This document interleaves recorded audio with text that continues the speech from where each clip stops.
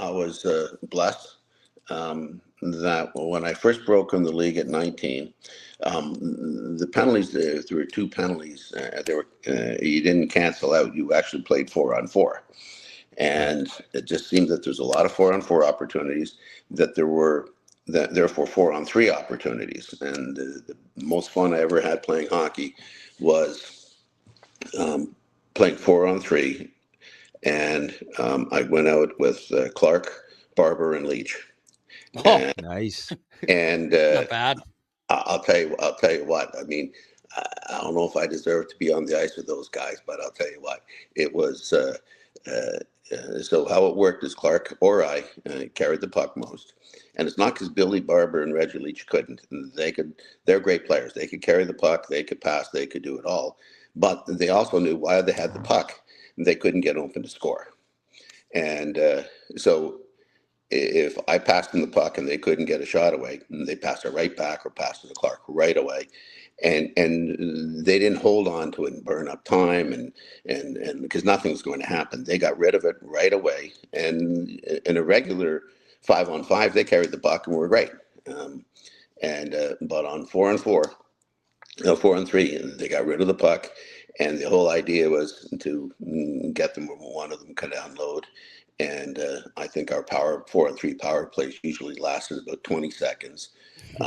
And it's just getting one of their players to move his stick the wrong way so I could get the puck to Barber or Leach, and they just blast their cannons like nobody's business. And sometimes it went hit the corner, and sometimes it went through the goaltender. And the odd time there's a rebound for Clarke to tap it in. But I think of those times, and they just had that. All of them. They had that sense. They knew what to do. They didn't have to verbalize it, and they knew how to get open. They knew not to hold on to the puck. It's not like you're telling them, what are you doing, or anything like that. And Clarke, was absolutely fabulous. One thing you had to watch out for Clarke is if there was a play that was about to develop and you should have been breaking to get to the open, the puck ended up there. And you felt colossally horrible that you didn't anticipate it like he did in break. And I remember one time he's coming over the blue line and there's three guys at him, and I didn't break because I thought there's no way he can get me the puck. There's zero way. He's getting hit. There's guys grabbing, holding, and this and that. And the next thing is the puck just slides right through for me to have a breakaway, except I didn't break. And now I'm chasing the puck in the corner, and I felt humiliated. I felt humiliated because the thing about Clarke is he was magic with the puck, and if he always got the puck to you, and he laid the puck flat, he got it in the right position at the right time. It wasn't early, it wasn't late, it wasn't in your feet, it wasn't bouncing, and I always remember that time like it was yesterday, and I was humiliated. And did anyone else really know about it? Well, certainly Clarke did, and it killed me to this day. Really, wow. Can you expand on just like Clarke's leadership skills? We always, talk to guests about, obviously Bobby Clarke is one of the most well-known Flyers, but just like kind of what you're talking about here, it sounds like he's always talking to his teammates. Obviously always vocal about scenarios and all this other stuff, but just speak to that, because I think eventually he became your assistant coach, if I'm correct. I think the thing that struck me most about Clarke, and I love telling this story, and that if you were a fly on the wall in our dressing room, and your job was figure out who the superstar on the team was, that's your sole job, just in the dressing room, by the way the guys talked and acted. We had Clarke, Bernie, Billy Barber, Leach, and Jimmy Watson. You'd never pick any of those guys. I don't know who you would pick. As a great leader, Clarke never, ever, ever, ever bragged about himself.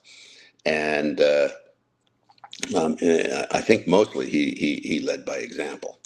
And he took practices seriously. And and he worked hard. And then you see, for me, you see the skill of him handling the puck and when to dish it off and the things that he would go through to make sure that you got open and you got the puck at the right time. And he kept setting that bar, and all of a sudden, good enough isn't good enough anymore. It's supposed to be better. It's supposed to be crisper. It's supposed to be better. And he did it all the time. And um, so that was the big thing to me. And then you say, that pretty good pass. Now it's got to be better. It's got to be at the right time. And it's not like you say, oh, there's 10 times he made one good pass and he got lucky. It was every time, and it just raises the bar. And when you're passing the puck on a power play to Billy or Reggie, you made sure you put it where they're just lighting it up. They don't have to cradle the puck. They don't have to wait. They're blasting, and it's hard to do, but it's a difference between a goal and a nice try. And Right. Right. and that's where Clarke was a huge influenced me. He did it in practice. He did it in practice, and I think he would lay the puck out and that you're supposed to go get in practice, and then you realize he sees everything. I think he had eyes in the back of his head. And I played with Clarke for 5 years, and he made one bad pass in 5 years, and he made it felt like a gazillion brilliant passes. He was so. Oh, and the other thing which was great by Clarke is this: you're fighting for the puck in the corner of your own end. You're trying to get the puck, and you finally get it, and the guy's going to grab your arm. He's going to hit you, and you have about a half a second to maybe move the puck up the ice.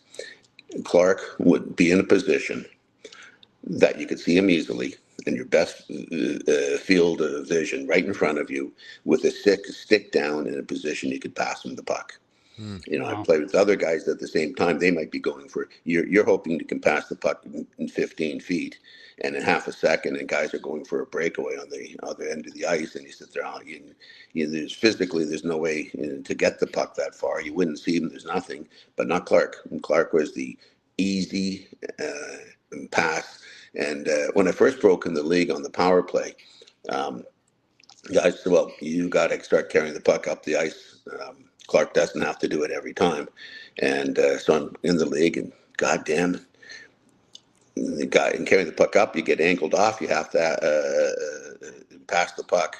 And who's open? Clarke. Why? He's in the obvious position, the stick down, the right position. And then you pass it to Clarke. He carries it up the ice. And guys said, Ben, you got to start carrying the puck up the ice. And next time you get angled off, you got half a second, and now there's Clarke in the perfect position to get the puck, and I kept passing it to him. The guy said, "Ben, why aren't you carrying the puck up the ice?" And it was frustrating that I couldn't do better. You get better at it, but also it always showed me Clarke, at the level I was playing with, or whatever, he could see what was happening, and he'd get his ass in position and and give me an easy out. I felt like every time. So that to me, that's magical stuff. Yeah, Yeah. that's little things like that. Yeah. Some people don't understand, even though they watch hockey, like things Yeah. like that, where a player of his magnitude, we see it with Crosby and Yeah. Gretzky, like guys like that. Yeah, exactly. Just getting open, being available. And it's Yeah, not a bad guy to get the puck to. yeah, It's not like you're being not a critical bad about moving the option. puck to Bobby Clarke, I, but I was gonna, I was gonna, I was gonna ask you there. Speaking of those guys, you end up you're on a 4-on-3 power play with them. Coming into the league as a young kid, was that like? Were you like in amazement of being around these guys, or were they just so down to earth and they made you feel, like it wasn't a big deal? It was like an out of body experience that you say, the idea of every boy growing up around me wanting to play in the NHL, and just to think that, you're in the dress room and you're going to put the skates on, and all that's overwhelming. And then, it's hard not to know who these guys are. You come in the league, these are the guys you watched on TV, and they're Hall of Famers, are incredible. Only the Lord saves more than Bernie Perron. That's right. And you're in the dressing room and they're joking and laughing, like just you know, just like everybody else. And then you pinch yourself and say, well, they're not like everybody else. These guys are superstars. But it took a while to reconcile, the perspective about how great they are with how normal. I'll tell you, just I don't know why I thought of this. I broke in the league, and Mel Bridgman is a good friend of mine. He's in my wedding party, and so I see Mel in the dressing room, and the guy looks like he's flexing his muscles at all times, and he's just ripped. He's just ripped, and he's just ripped, and he's flexing his muscles. He's talking to people. I'm sitting there, what's he doing? That's got to get old. You're standing there, you're flexing your muscles and pretending you're casual. And so every day in the dressing room, I look over, he's doing it again, and this is every day. It's there. God, what's? And finally, I realized, he's just built like that. He's just ripped, and he can't. It was. So there, I'm dying and laughing at myself. So they were great magical years.